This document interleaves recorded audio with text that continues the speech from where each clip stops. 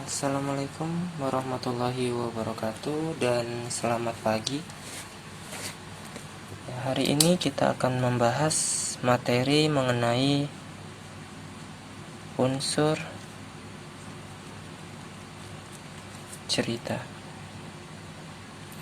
Nah, jadi unsur cerita ini adalah materi yang termasuk ke dalam muatan pelajaran bahasa Indonesia yang sudah kalian pelajari dari kelas 4, 5, dan 6. Jadi kita coba mengulas kembali. Nah, di sini unsur cerita ini apa? Jadi unsur cerita adalah hal-hal yang berpengaruh di dalam sebuah cerita. Jadi hal-hal yang berpengaruh di dalam sebuah cerita itu disebut unsur cerita. Nah, unsur cerita ini dibagi menjadi dua. Kita coba buat bagan biar lebih mudah dipahami. Jadi unsur cerita ada dua. Yang pertama unsur intrinsik.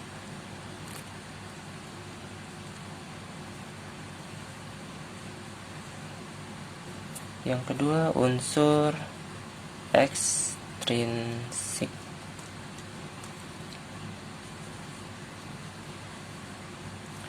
Oke, jadi berdasarkan katanya kita bisa lihat kata depannya di sini ada in dan ex. Kalau dalam bahasa Inggris in itu di dalam.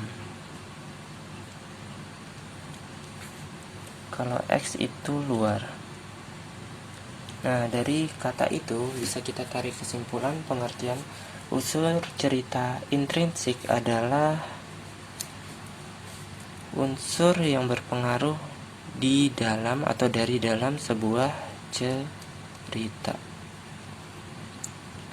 Jadi unsur yang berpengaruh dari dalam sebuah cerita disebut unsur intrinsik. Sedangkan unsur yang berpengaruh dari luar sebuah cerita, disebut unsur ekstrinsik. Nah, terus unsur intrinsik ini dibagi menjadi beberapa bagian. Yang pertama di sini ada tokoh. Yang kedua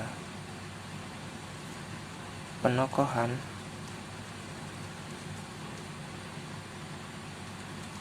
Atau biasa disebut watak.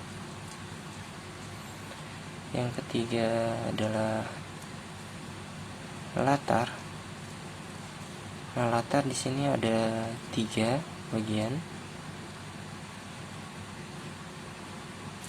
Di sini yang pertama adalah latar waktu, terus ada latar tempat,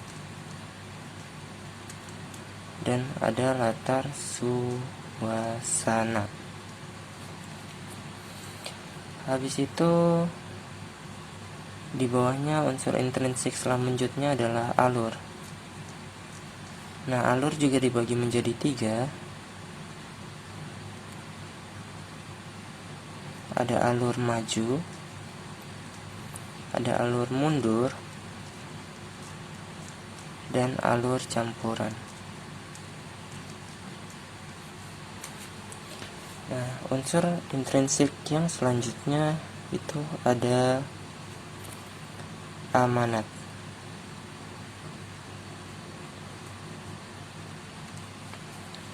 Sebenarnya ada satu lagi unsur intrinsik yang keenam, yaitu sudut pandang. Tapi untuk sekolah dasar atau tingkatan sekolah dasar cukup 5 poin ini yang perlu kalian ketahui. Untuk yang sudut pandang mungkin bakal dibahas di tingkatan sekolah selanjutnya. Nah, di sini kita lanjutkan di unsur ekstrinsiknya. Nah, unsur ekstrinsik ini adalah unsur yang berpengaruh dari luar sebuah cerita. Yang pertama adalah biografi penulis. Yang kedua, cara pandang penulis.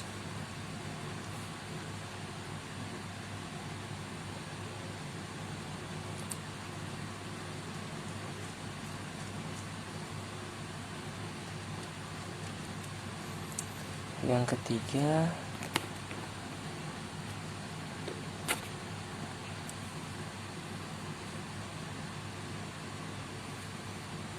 kondisi sosial atau budaya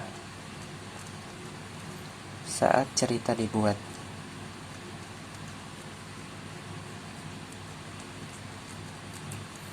Nah, ini adalah unsur-unsur yang ada atau yang berpengaruh dalam cerita, dari sebuah cerita. Mungkin kita langsung masuk ke contoh biar lebih paham. Kita mengambil sebuah contoh. Di sini cerita Upin dan Ipin lah, yang sering kalian nonton. Nah, Upin dan Ipin itu yang pertama tokoh. Tokoh ini adalah orang-orang yang berperan, atau kita disebut pemeran aja. Pemeran dalam sebuah cerita itu siapa saja. Contoh di Upin Ipin, tokohnya itu ada Upin pasti, Ipin ada Kak Ros, ada Opa, ada Ihsan, Mail, terus ada Jarjit dan lain sebagainya. Itu yang disebut tokoh atau pemeran. Jadi orang-orang yang berperan dalam sebuah cerita itu disebut tokoh. Yang kedua, penokohan atau watak. Jadi watak ini lebih ke arah sifat dari tokoh-tokoh. Contoh, Opa sifatnya itu bijaksana, terus penyayang, sayang Upin Ipin kan. Habis itu Kak Ros contohnya sifatnya pemarah. Walaupun pemarah, dia juga penyayang karena dia sayang adiknya walaupun sedikit dengan cara yang tegas. Habis itu ada siapa? Ihsan. Ihsan tuh mungkin ada sifat buruknya, sombong, dia suka pamer barang-barang mahalnya. Nah, itu disebut penokohan. Jadi penokohan itu lebih ke arah sifat. Oke, terus latar. Nah, kalau latar ini tergantung dari cerita atau episode cerita dari Upin Ipin. Contohnya dia diceritakan sedang main bola. Itu waktunya biasanya sore hari ya. Terus tempatnya di lapangan, contohnya lapangan. Suasananya karena lagi main, berarti suasana menyenangkan. Nah, ini untuk latar, jadi waktu, tempat, dan suasana. Terus alurnya. Untuk alur, misalnya dia tidak mengulas masa lalu, itu sudah pasti alurnya adalah alur maju yang digunakan. Kalau dia mengingat masa lalu, itu alur mundur. Jika hanya beberapa part atau beberapa bagian yang mengingat masa lalu, itu disebut alur campuran. Tapi biasanya di cerita ini lebih ke arah alur maju. Terus amanat. Amanat ini pesan baik. Pesan baik yang ingin disampaikan oleh sebuah cerita. Contohnya Upin Ipin itu menolong opanya berkebun. Jadi di situ pesan amanatnya apa atau pesan baiknya apa? Kita harus selalu membantu orang tua yang membutuhkan bantuan. Nah, itu adalah amanat. Jadi amanat intinya adalah pesan baik yang ingin disampaikan oleh sebuah cerita. Nah, kalau unsur ekstrinsik ini kita harus tahu biografi penulisnya. Jadi pembuat cerita Upin Ipin ini siapa, lahir di mana, tanggal lahirnya berapa, sukunya apa. Pokoknya biografi penulis itu yang berkaitan sama penulis. Terus cara pandang penulis ini bagaimana penulis itu memandang sebuah cerita untuk membuat